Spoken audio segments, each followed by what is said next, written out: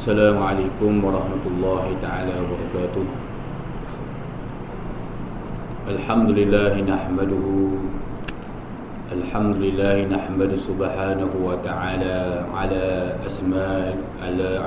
asma'il husna wa sifatihil ulya wa na'amihi la ta'ud wa la tuhs. Salatan wa salaman ala ibadihi istafa sallallahu alaihi wasallam alaihim ajma'in. Fafahamnaha Sulaiman kullam atayna hukma wa ilma sakharna ma'a dawla al-jibal subhanahu wa kunna fa'ilin.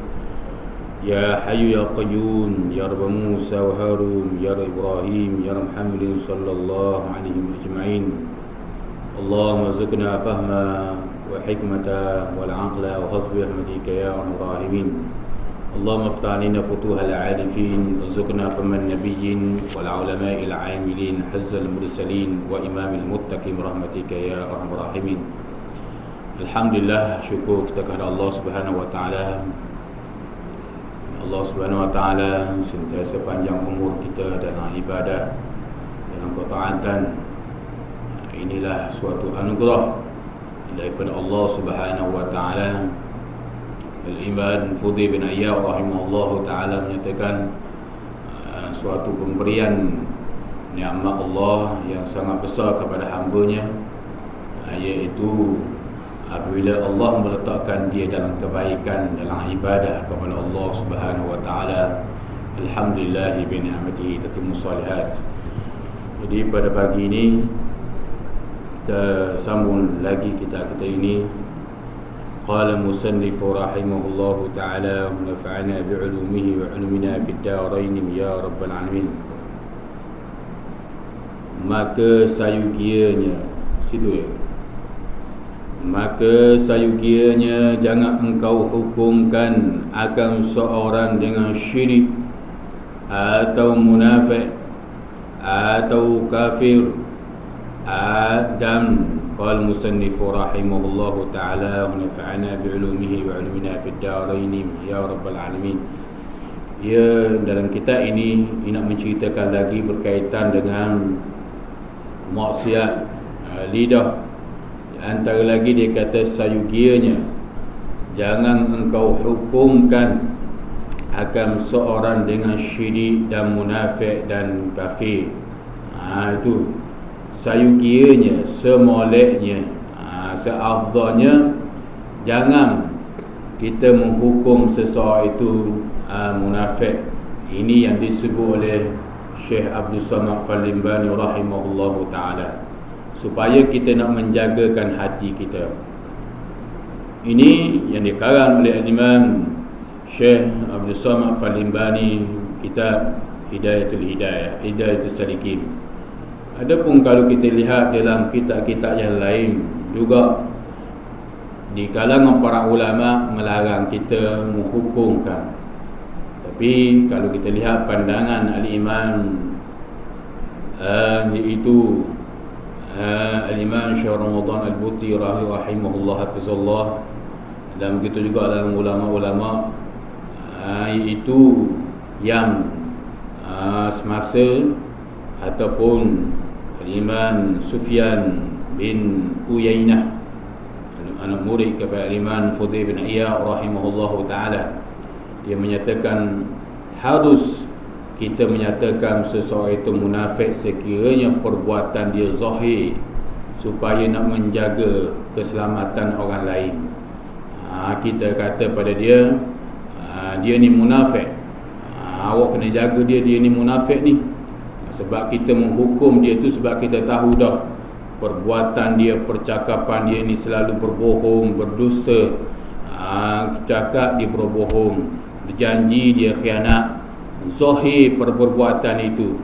Lebih lagi Al-Imam Syekh Ramadan Buti rahimahullah ta'ala menyatakan, ialah apa lebih lagi perbuatan itu zahir kepada penghulu ataupun iaitu penghulu ataupun pemimpin yang menzahirkan perbuatan itu, maka harus, kata Al-Imam Syekh Ramadan Al-Buti, sebab dia berpandukan sebuah hadis Nabi sallallahu alaihi wasallam ketika mayat itu diletakkan dalam kubur, ia khususnya pemimpin ataupun sesiapa saja, iaitu orang sanjung dia ni bagus, baik, mulia, bila diletak, lalu atana'anihim, dia mendengar hentakan kasut sanak saudaranya di atas bumi, ni.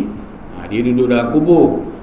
Bila dia dengar begitu, lalu selepas iaitu sebelum daripada Munkar Nakir mari, maka orang duduk atas kubur ni duk puji dia, bagus dia ni, ulama bagus dia ni, syekh ni bagus, mulia ni, ustaz ni bagus dia begini, pemimpin ni bagus ni, wakil rakyat ni bagus dia ni, puji tu, penyokong dia bagi puji yang begini.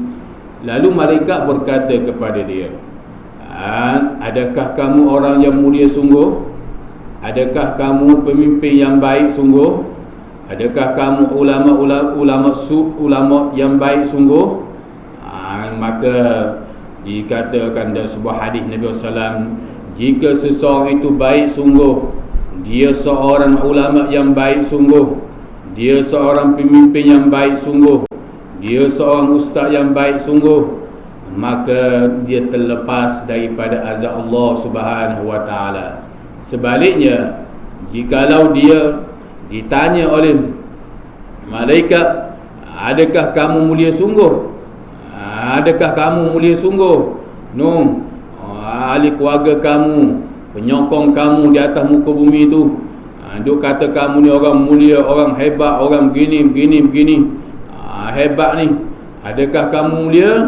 Maka jikalau dia ni seorang ulama yang sud, seorang ustaz yang sud, ataupun seorang pemimpin ataupun raja yang jahat, ataupun begitu juga dengan wakil rakyat yang jahat, maka dia akan berkata, hentikanlah. Dia kata, kita orang datang kubur tak dengar lah. Dia kata, hentikanlah percakapan kamu, wahai penyokong-penyokongku, wahai kaum kerabatku. Kerana dia tahu dia ni dulu atas dunia ni menyamar saja. Di sisi manusia nampak dia ni mulia, tapi pada hakikatnya dia di sisi Allah adalah orang yang hina. Na'udzubillah min zalik.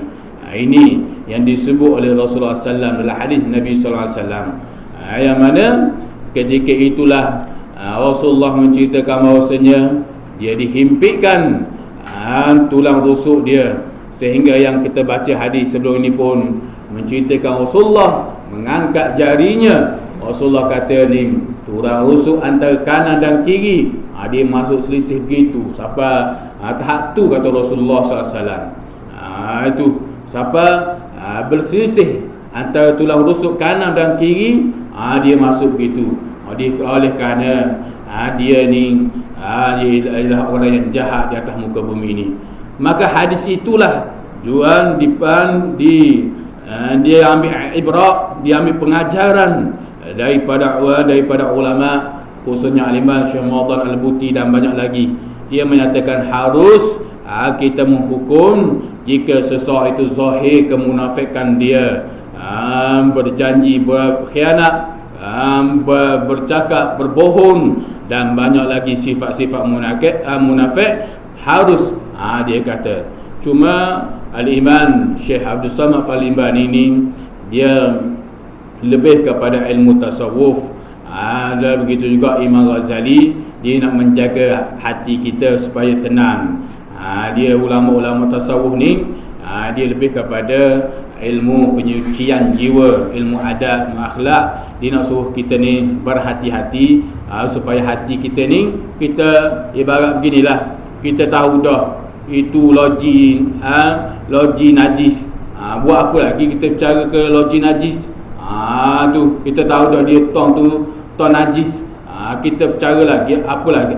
Apa guna kita percaya atau kita berkawan lagi, ataupun kita duduk dekat tong najis?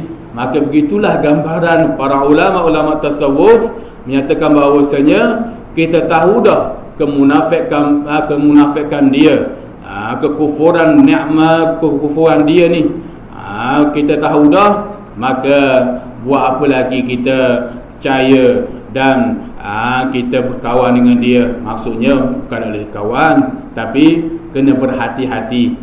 Itu yang diperbahaskan para ulama. Kalau kita tengok dalam kitab-kitab lain, dia larang, tapi ni kitab-kitab lama. Jadi kita kena gandingkan juga antara kitab lama dengan kitab yang baru semasa ni. Wakil bagaimana? Kerana Rasulullah berpandukan sebuah hadis wasallam, yatin nasi ala si zamanun, akan timbul, akan datang di akhir zaman al munafiqu alimul lisan. Sebab tu para ulama dia ambil ibrah juga. Asalnya tak boleh dia ni munafik ni, dia ni tak boleh tuduh orang munafik begitu.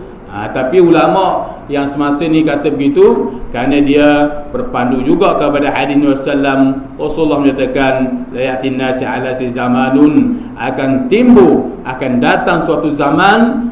Zaman mana? Zaman kita lah. Dan zaman sebelum kita pun, zaman Imam Ghazali pun gitu dah. Maka zaman kita lebih lagi. Mana? Al-munafiqu alimul lisan. Orang munafik alim pada lidahnya. Yakni dia ni kalau bercakap bab agama hebat, maksiat pun sama naik juga. Tapi bab cakap agama lebih hebat daripada mufti, pada para alim ulama waktu tunggu, lebih hebat dia. Ini dikatakan sebagai alimul lisan, kerosakan ataupun fasadil ardh, kerosakan di atas muka bumi ini. Selain para ulama aliman mentafsirkan fasadil ardh, kerosakan di atas bumi ini bukan disebabkan dikatakan disebabkan tangan-tangan manusia mengkhianati pokok dan macam-macam lagi, tetapi juga ditafsir oleh para ulama kemunafikan iaitu kerosakan di atas bumi ini paling berbahaya adalah orang-orang munafik. Na'udzubillah min zalik. Itu di antaranya perbahasan para ulama berkaitan dengan sifat munafik. Kalau kafir jelas dah. Kafir ni jelas dah. Kafir ni jelas lalu. Tahu dah dia ni orang kafir. Kita tahu dah. Tu ada tapi orang Islam tidak dalih tuduh kafir. Orang Islam selagi dia bersyahadah, dia sembahyang, kalau kita kata ni dia ni kafir ni, dia kafir ni. Tu adapun sifat munafik tu memang setengah ulama buat perbahasan. Adapun kafir tak boleh. Dia ni kita kata kafir ni, dia ni memang kafir, ataupun dia ni murtad, na'udzubillah min zalik, melainkan zahir perbuatan dia, dia menghalalkan barang yang haram oleh Allah. Itu tak boleh lah. Qala al-musannif rahimahullahu ta'ala, dan jangan engkau celakan seorang daripada makhluk Allah Subhanahu wa ta'ala, dan jangan engkau hinakan dan jangan engkau laknat akan mereka itu, tetapi sayugianya engkau muliakan akan segala hamba Allah itu, dan jangan engkau cela akan segala makhluk Allah itu, dan jika suatu yang lain daripada manusia sekalipun. Dan kerana inilah sungguhnya adalah Nabi sallallahu alaihi wasallam tiada pernah mencela akan makanan, dan adalah Nabi sallallahu alaihi wasallam jika ia ingin makan, jika ia ingin akan makan makanan itu, maka dimakannya. Jika ia tiada ingin akan dia akan makanan itu, maka ditinggal akan dia dengan tiada dicela akan dia akan makanan. Dan maka Al-Imam Syekh Abdul Samad Al-Limbani menyatakan lagi, tetapi iaitu dan jangan engkau celakan seorang daripada makhluk Allah. Kita dilarang cela hamba Allah yang mana kita tak tahu kejahatan dia dan kemunafikan dia ni, tak boleh. Dan jangan engkau hinakan, tak boleh kita menghinakan seseorang. Walaupun kedudukan kita ni nisbah ilmu banyak, nisbah harta banyak, nisbah ke anak beranak ramai, ataupun orang yang hebat, tak boleh sama sekali kita mencela seseorang. ataupun menghinakan seseorang. Pernah ditanya kepada Al-Imam As-Sambasi rahimahullahu ta'ala. As-Sambasi ni seorang waliullah, dan dia merupakan iaitu orang yang sempat berguru dengan 70 orang sahabat Nabi SAW ni. Hasan Basri ni, Hasan Basri dinaqal dalam kitab Al-Imam Qasasus Sahabatul Awliya, bagaimana iman iaitu Hasan Basri rahimahullahu ta'ala ditanya kepada dia, wahai Syekh, wahai Tok Guru, apakah yang dikatakan sifat tawaduk itu? Apakah sifat tawaduk itu? Hasan Basri, Syekh Al-Imam Hasan Basri rahimahullah ta'ala berkata, sifat tawaduk itu apabila kamu keluar saja daripada rumah kamu, maka kamu memandang mulia kepada semua makhluk Allah, lebih-lebih lagi manusia, lebih-lebih lagi dia kata orang yang beriman kepada Allah Subhanahu wa ta'ala, dan kamu memandang manusia dengan sifat rendah hati, dan tidak ada sifat hina kepada manusia. Imam Sambasi dia kata, kita keluar daripada rumah kita, kita pandang manusia ni mulia, Allah bagusnya. Tu sebab tu Imam Ghazali sebut, kitab ni pun ada Imam Ghazali sebut, nakal Syekh Abdul Somad Parlimen. Nakal Imam Ghazali kata, kita tengok sebab kita tengok budak, kita kata Allah bagus dia tak ada dosa, dia ni bagusnya budak. Orang yang lebih muda daripada kita, kita tengok orang yang lebih tua daripada kita pula, kita kata Allah dia ni bagus, dia ni orang yang lama, banyak pengalaman, dia ni bagus, dia ni sifat dia ni. Tu kita tengok orang yang jahil pula, kita kata Allah dia ni tengok jahil, dia ni kalaulah Allah Subhanahu wa ta'ala beri hidayah pada dia ni, dia bertaubat pada Allah, bersih dosa dia ni. Kita tengok pula orang yang kafir, kita pun kata kalaulah Allah Subhanahu wa ta'ala beri hidayah, dia masuk Islam, maka dia lebih bersih seperti kanak-kanak, maksudnya bersih, tidak ada dosa. Ni kalau orang yang kafir masuk Islam, dia bersih. Itu ya, Imam Ghazali pesan begitu. Imam Ghazali pesan begitu. Imam Ghazali kata keluar dari rumah begitu. Sebab itulah Hasan Basri rahimahullah ta'ala menyatakan, bila dia itu kita tengok orang, kita keluar saja daripada rumah kita, maka hendaklah kita memandang mulia kepada orang, lebih-lebih lagi orang yang beriman. Orang beriman, ya, orang yang baik, maka kita memandang mulia pada dia, dan kita iaitu tidak menghinakan dia. Itulah sifat-sifat orang mukmin. Sifat orang mukmin ni, dia merendah diri sesama Islam, dan dia bertegas dengan orang-orang kufar, orang kafir yang nak mengkhianati agama Allah Subhanahu wa ta'ala. Itu. Tapi orang munafik dia berbeza. Dia bertegas dengan orang-orang yang beriman sungguh, tapi dia berlemah lembut dengan orang-orang kafir. Akhir sekali orang kafir ambil iaitu bahagian di atas diri dia sendiri. Ketika itu barulah dia tahu dah sedar. Jadi sebab itulah Syekh Abdul Somad Parlimen kata, jangan engkau hina dan jangan engkau laknatkan akan mereka itu. Jangan kita laknat kepada seseorang. Laknat tu jangan, kerana sifat laknat itu sifat Allah. La'anallahu 'alal kadhibin. Allah melaknat orang-orang yang berbohong, kadhibin, orang-orang yang berdusta, dia perkataan kadzaba. Orang yang berdusta ni Allah Ta'ala laknat. Itu percakapan lidah lah. Percakapan lidah sebab apa? Kerana Allah benci sangat orang-orang yang berdusta ni, sehingga Allah menyatakan la'anallahu 'alal kadhibin. Allah Ta'ala melaknat orang-orang yang berdusta ni. Qala musannif rahimahullahu ta'ala wa nafa'ana bi'ulumihi wa 'ulumina fid darain ya rabbal alamin.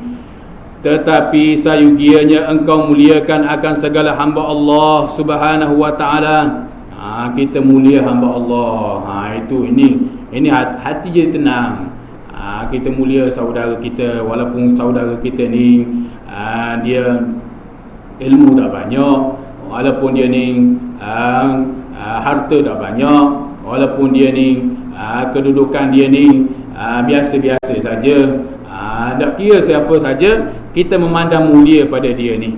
Bila kita memandang mulia, maka seperti mana disebut oleh Syekh Abdul Salam, diri kita memandang mulia sesama Islam itu adalah dikatakan aslul ibadah, asas kepada ibadah. Maka bila asas kepada ibadah tu mendapat pahala lah.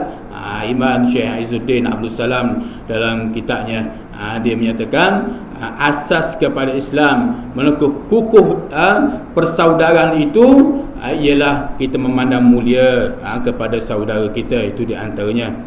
Qala musannif rahimahullahu taala, nafa'ana bi'ulumihi wa 'ulumina fid darain ya rabbal alamin. Dan jangan engkau celakan akan segala makhluk Allah. Jangan cela akan segala makhluk Allah.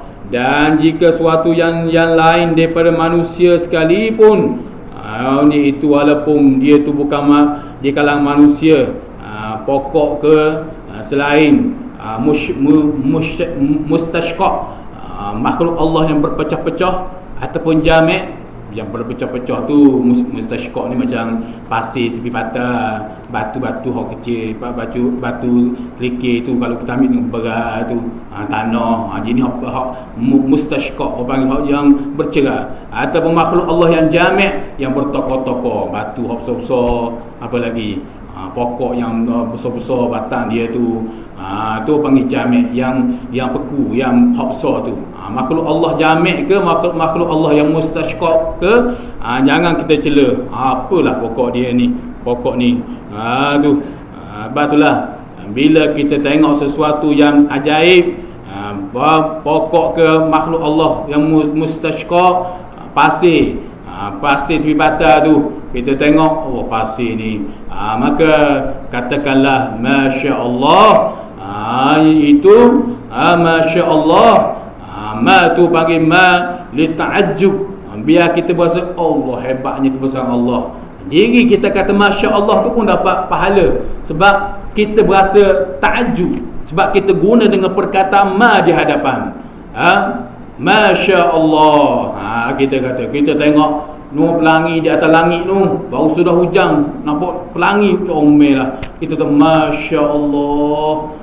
Tu kita pergi pula di mana, tempat yang comel-comel, gunung gananya, pokok pohon kayu, iaitu teratur kelapa sawit. Kita lalu kat highway ke mana-mana, kelapa sawit susung tanam comel hijauan, itu masya-Allah. Tu masya-Allah tu. Itu supaya hati kita ni selamat daripada kita mengkritik atau mengiktiraf akan kejadian Allah Subhanahu Wa Taala. Sebab itu Rasulullah ajar begitu. Rasulullah kata, mu tengok benda yang hebat, atau kita tengok manusia hebat lah, kita tengok dia, Allah hebat dia ni, bijak orang ni, bijak dia ni, tu kita kata masya-Allah. Tu bijak baik lah. Itu ada perbahasan juga, ulama kata. Syekh Hasan bekas mufti Kerajaan Negeri Mesir, sekarang ni Syekh Ali Al-Juma'i, Syekh Hasan dulu, dia kata bila kita tengok orang yang cerdik, pandai, bijak, kita kata masya-Allah. Kita tengok cucu, seseorang, anak seseorang tu bijak dia, SPN dia boleh beberapa AA belaka, maka masya-Allah.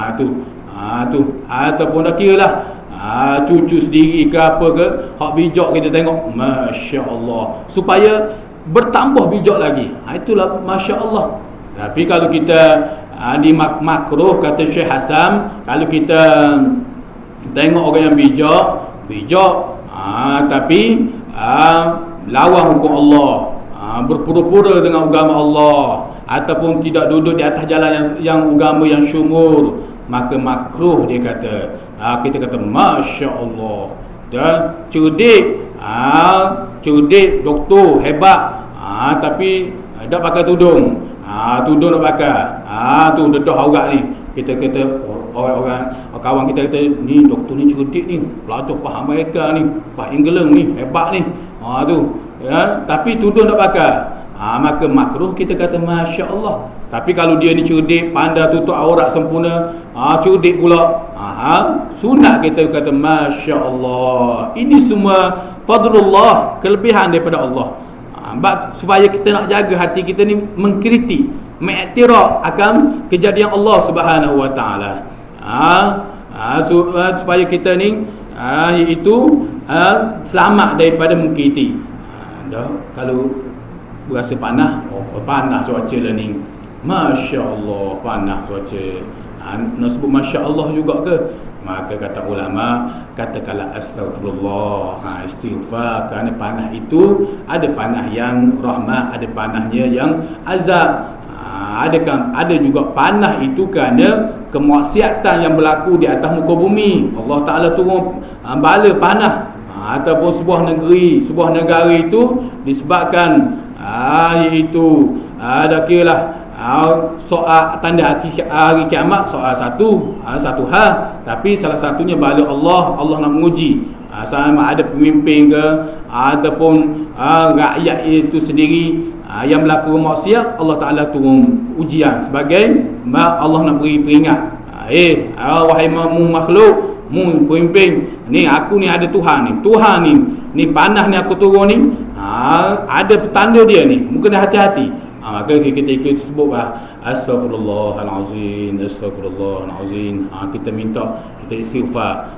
Itu kalau kita sebut masya-Allah juga, setengah ulama kata seolah tak apa, panas biar panas lagi, maka jadi mudarat kepada kita. Itu setengah pada ulama sebut, kerana dia mengazabkan. Ada perkara yang comel-comel, kita kata masya-Allah. Banyak lagi lah perkara-perkara, ucapan-ucapan yang Rasulullah ajar. Supaya apa? Supaya kita ni tidak mencela akan makhluk Allah Subhanahu Wa Taala. Qala musannifu rahimahullahu taala, dan dari kerana inilah adalah Nabi sallallahu alaihi wasallam tiada pernah mencela akan makanan, dan adalah Nabi sallallahu alaihi wasallam jika ia tiada ingin akan makanan, maka tinggalnya Nabi akan makanan, dengan tiada dicela akan dia akan makanan. Sifat Rasulullah, bahkan Imam An-Nawawi nakal dalam kitabnya Ridhatus Salihin yang kita telah baca dah hadis Nabi sallallahu alaihi wasallam sebelum ini. Sifat Rasulullah bila dia bermalam di rumah Aisyah, hadis ni dikeluarkan oleh Imam, dia dikeluarkan hadis ni diceritakan oleh iaitu Aisyah radhiyallahu anha sendiri. Aisyah menyatakan, aku melihat Rasulullah ni bila dia orang aku buat mari datang makanan ni, bila dia tak suka makanan ni, dia tinggal. Dia dah kata, Allah, apa makanan ni, tak jadi makanan ni, ni apalah, masih ni, manis ni, begini, cela makanan.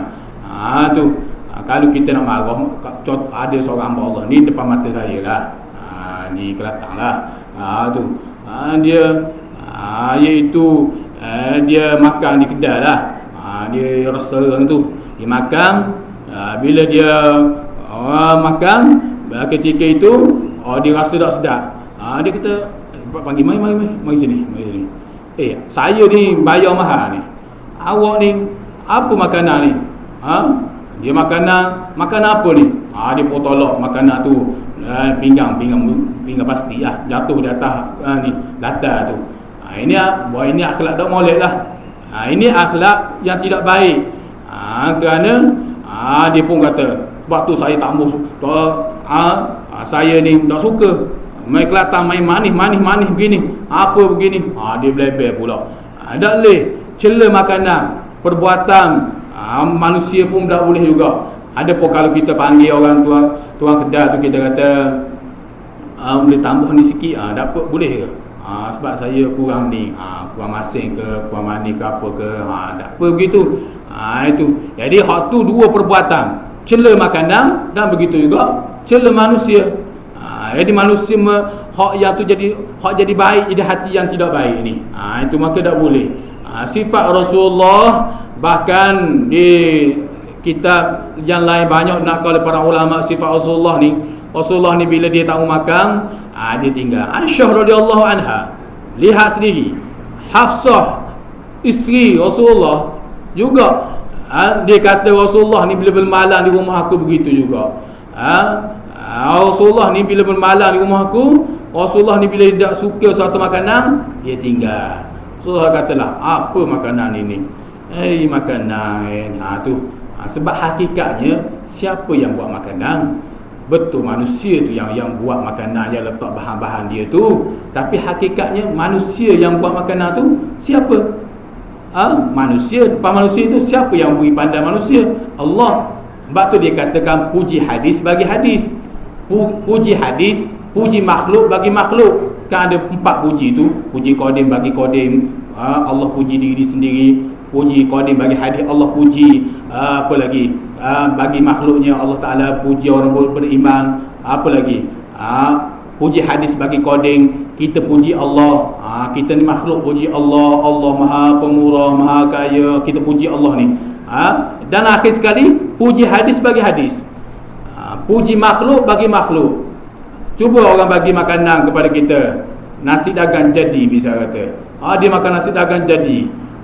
Mai ikan air hitam pula misal kata. Dia kata, awak beli mana nasi dagang ni? Sedap. Pandai dia buat nasi dagang ni. Dia panggil pula anak-anak dia pergi makan nasi dagang situ. Jadi awak buat kan? Dia pun tanya, siapa buat nasi dagang ni? Maka orang kata si pulanah sekian-sekian tu buat. Pandai dia. Jadi hakikatnya kita puji makanan, lalu kita cari siapa? Kita cari tuan hak yang buat makanan nasi dagang tu. Maka siapa yang buat pandai? Siapa yang buat pandai si fulanah tu buat nasi dagang jadi tu? Siapa? Maka sudah tentulah Allah Subhanahu Wa Taala. Maka itu dikatakan puji hadis bagi hadis. Hakikatnya puji itu balik pada Allah. Maka begitu juga makanan. Makanan ni hakikat betul manusia letak ni bahan ni buat dah jadi gini. Tapi bila kita melampau keji, maka hakikatnya kita keji siapa? Allah Subhanahu Wa Taala. Betul lah kita boleh kata apa tak jadi. Kalau kita tak suka, kita tahu dah kedai ni jenis masakan ni tak jadi, asal pergi lain kali pergi tempat lain pula, banyak lagi. Ni siapa tahap tolak pinggang, terabur makanan ini bukan akhlak yang baik, bukan akhlak Islam yang diajar Rasulullah. Aisyah, Hafsah, apa lagi isteri Rasulullah yang lain, ada nakal kita Imam Fakhruddin Ibn Asakir menceritakan bahawasanya isteri Rasulullah melihat depan mata sendiri Rasulullah begitulah. Rasulullah tak suka makanan, Rasulullah biar, Rasulullah tak makan. Rasulullah kata apa makanan begini, apa tak lagi hok maki hamu lagi. Bodohlah makanan ni, apa macam-macam. Maki hamu, na'udzubillah min zalik. Ini bahaya. Ini bukan kau molek, kau merosakkan itu diri seseorang itu yang disebut oleh Rasulullah sallallahu alaihi wasallam. Sebab tu disebut sini, ini hadis. Ini hadis yang dikeluarkan Aisyah. Maka tinggal akan dia dengan tiada dicela. Rasulullah kalau tak makanan, Rasulullah tinggal saja. Itulah akhlak Rasulullah sallallahu alaihi wasallam. Kata Imam Ghazali rahimahullah taala, wa'lan annaka yaumal qiyamah la yuqalu laka liman lam tal'an fulanan wa lima sakatta anhu. Kata Imam Ghazali, kita bertulis sini, dan kata Imam Ghazali rahimahullah taala, wa'lan. Jadi mudah-mudahan apa yang kita dengar pada pagi ini menjadi manfaat untuk diri saya juga. Begitu juga ahli jemaah yang dikasihi semua. Mudah-mudahan Allah SWT sentiasa memberi kekuatan, pertolongan kita dalam mengerjakan ibadah dan kebaikan di atas muka bumi ini. Tanpa pertolongan Allah, tanpa kekuatan daripada Allah, maka kita tidak dapat melaksanakan iaitu perintah Allah dan tidak melaksanakan segala janji-janji Allah Subhanahu Wa Taala kepada orang beriman. Jadi saya sekali ini dulu. Wallahu a'lam. A'udzubillahi minasyaitonir rajim. Bismillahirrahmanirrahim. Mazidah. Ya Rabbana lakal hamdu kama yanbaghi li jalali wajhikal azim sultanik. Allahumma salli ala Muhammad wa ala Muhammad. Allahumma aghnina bil 'ilmi wa zayyina bil hilmi wa akina bit taqwa wa jibna bil 'afiyah. Rabbana atina fid dunya hasanah wa fil akhirati hasanah wa qina 'adzaban nar. Sallallahu ala Muhammad wa ala alihi wa sahbihi wa sallam. walhamdulillahirabbil alamin. Assalamualaikum warahmatullahi taala wabarakatuh.